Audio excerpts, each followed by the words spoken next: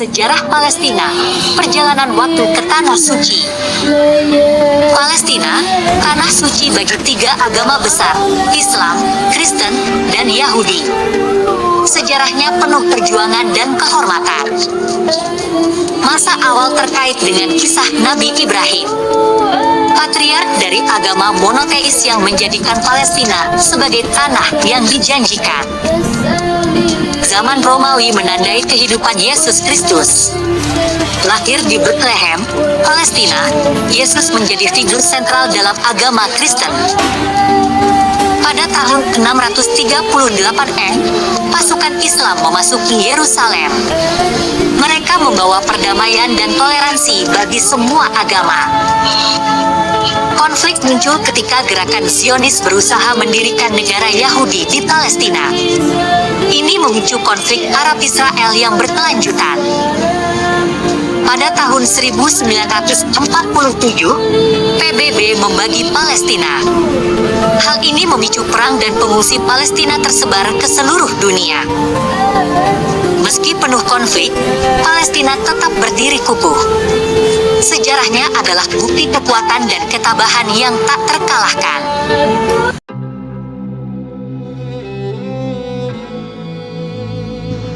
Beredar video melalui media sosial Facebook soal Presiden Israel yang mengancam menyerang Indonesia jika terus ikut campur urusan Palestina.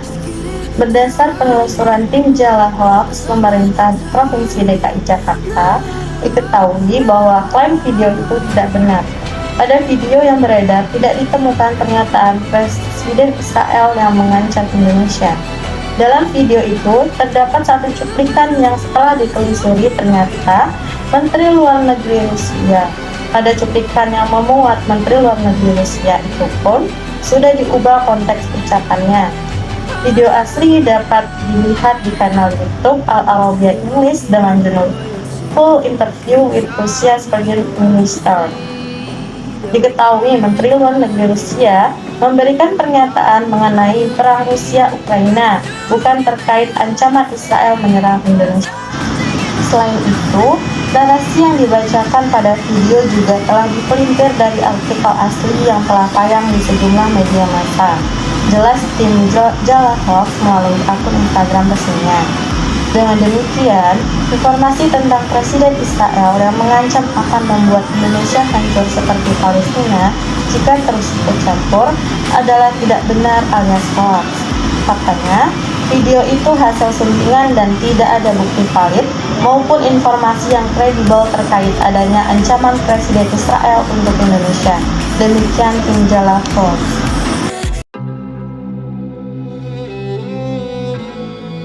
Berdasarkan berita dari liputan6.com, Jakarta TNI menanggapi keberedaran klaim video tentang sekelompok prajurit melaksanakan apel keberangkatan di dermaga dalam rangka penugasan ke Palestina. Video ini diunggah oleh akun TikTok dengan narasi, "Jika harus gugur, lebih baik gugur di tanah Palestina." Kemudian beredar video yang hampir sama dengan narasi pasukan elit TNI pasang badan untuk Palestina menanggapi kedua video tersebut. Keputusan TNI Lakda TNI Julius Wijojono membantah dengan tegas keterangan unggahan video tersebut. Video tersebut adalah pemberangkatan Batalion 712 Satgas Pangkas RI PNG dan pasukan TNI penjaga perdamaian di Lebanon. Video yang diupload dalam akun TikTok itu tidak benar. Jika Julius dikutip dari situs resmi TNI Senin tanggal 30 bulan 10 2023, menurut Julius, penugasan prajurit TNI ke berbagai negara yang sedang berkonflik adalah sebagai penjaga perdamaian di bawah payungan PBB. Pengiriman pasukan ini sesuai dengan pembukaan Undang-Undang Nomor 45, yaitu ikut serta dalam ketertiban dunia Indonesia jika netral dan tidak memihak. Kita akan netral, politik luar negeri kita jelas, yaitu bebas aktif. Sambungnya. Lebih lanjut, Kepuspen TNI menjelaskan terkait video tersebut. Video yang diunggah adalah video keberangkatan unit Rider 712 atau Wiratama di Dermaga Bitung, Sulawesi Utara saat akan berangkat tugas pengamanan perbatasan RI PNG pada bulan November 2022 dengan jumlah 450 prajurit dan Satgas Perdamaian Militer di bawah PBB yang bertugas di Libanon beberapa tahun yang lalu, tegasnya. Julius pun menghimbau kepada pemilik akun TikTok yang menyebar informasi salah tersebut untuk segera menghapus video tersebut. Ia tidak ingin video hoax ini dapat mengirim opini publik untuk menjatuhkan dan penilaian negatif pada TNI. Informasi yang disebarkan akun TikTok tersebut adalah hoax atau tidak benar karena video tersebut merupakan video lama yang kembali diunggah dengan narasi yang tidak tepat. Saya himbau kepada masyarakat yang mengikuti berita-berita terkait TNI agar lebih mempercayai akun-akun resmi TNI pamungkasnya.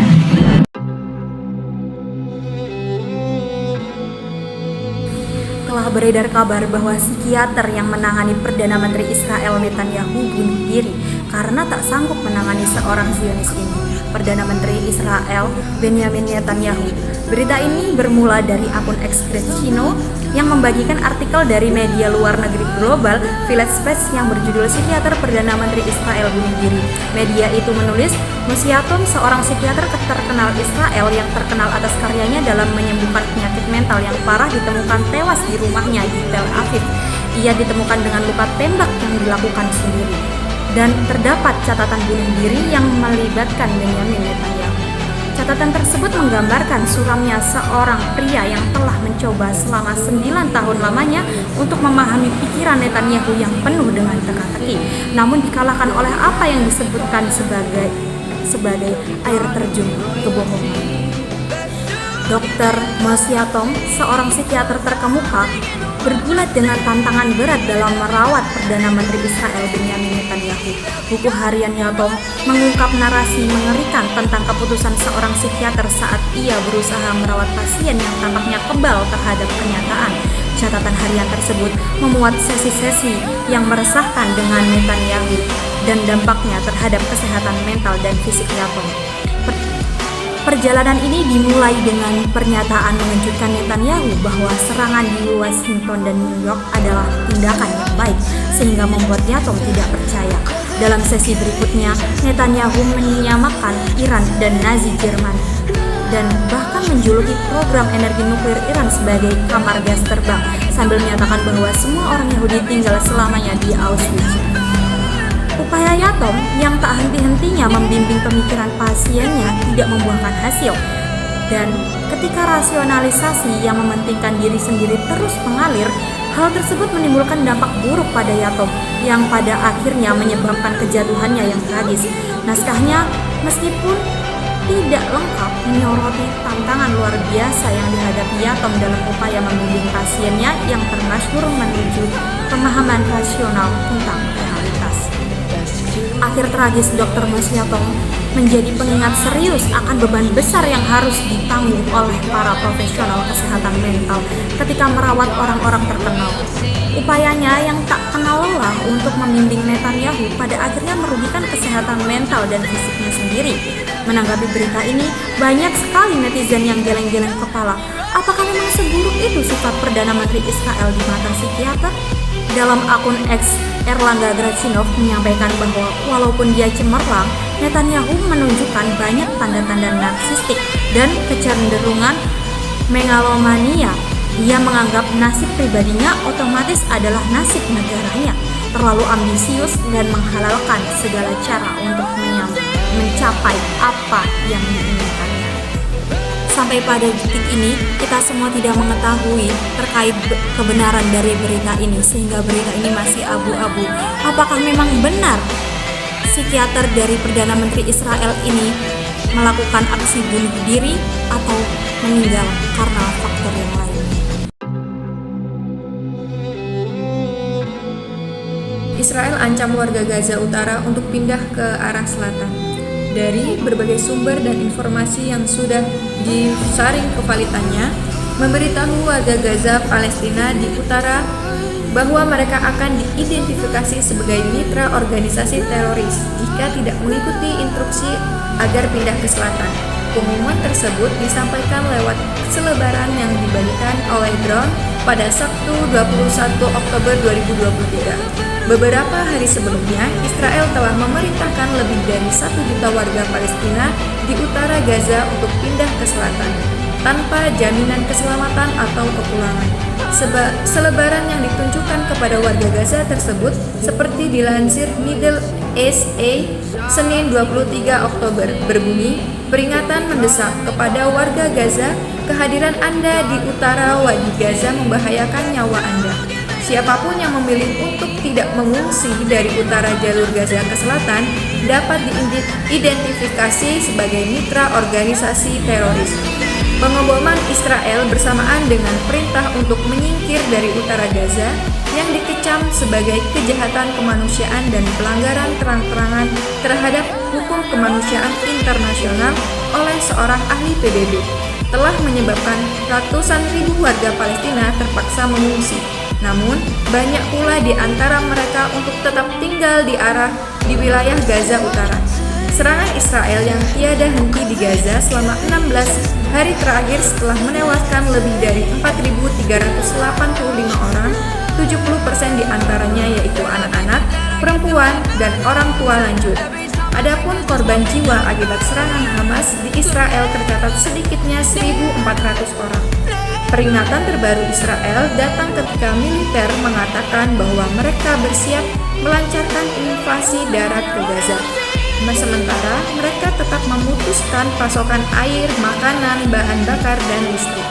Ini bukan pertama kalinya Israel menggunakan drone untuk menyebarkan selebaran yang menuntut warga Gaza meninggalkan rumah mereka. Pekan lalu, selebaran dijatuhkan di utara Gaza, memperingatkan warga Gaza untuk meninggalkan rumah mereka dan menuju ke selatan Wadi Gaza. Gaza telah berubah menjadi medan perang, demikian isi selebaran tersebut. Demi keselamatan Anda tidak boleh kembali ke rumah Anda sampai pemberitahuan lebih lanjut. Pada Sabtu, seorang pejabat senior Israel menuturkan bahwa penggunaan infrastruktur sipil oleh Hamas ini menjadikan rumah pribadi sebagai target yang sah. Siapapun yang mendukung rumah itu adalah target yang sah, tambahnya seperti diberitakan media Israel. Pejabat itu juga mengakui bahwa tentang Israel telah menyerang rumah-rumah di mana warga sipil diduga tinggal bersama anggota Hamas. Pemantau hak asasi manusia Euromed menuturkan bahwa lebih dari 1/4 wilayah kota Gaza dan utara Gaza terdampak kehancuran dan 20% rumah di sana tidak layak lagi huni. Lingkungan Beit Hanun yang terletak di pinggiran utara jalur Gaza adalah daerah yang terdampak paling parah, dengan sekitar 60% bangunannya hancur atau rusak berat. Pemantau hak asasi manusia menyatakan bahwa angka-angka yang ada belum final dan jumlahnya kemungkinan akan bertambah seiring dengan berlanjutnya pengeboman Israel. Amnesty International telah mendokumentasikan beberapa serangan melanggar hukum yang dilakukan oleh Israel, termasuk pengeboman tanpa pandang bulu yang telah menimbulkan banyak korban jiwa dan menurut organisasi tersebut harus diselidiki sebagai kejahatan perang. PBB juga mengutuk pengeboman Israel terhadap infrastruktur sipil dan penembakan terhadap daerah padat penduduk.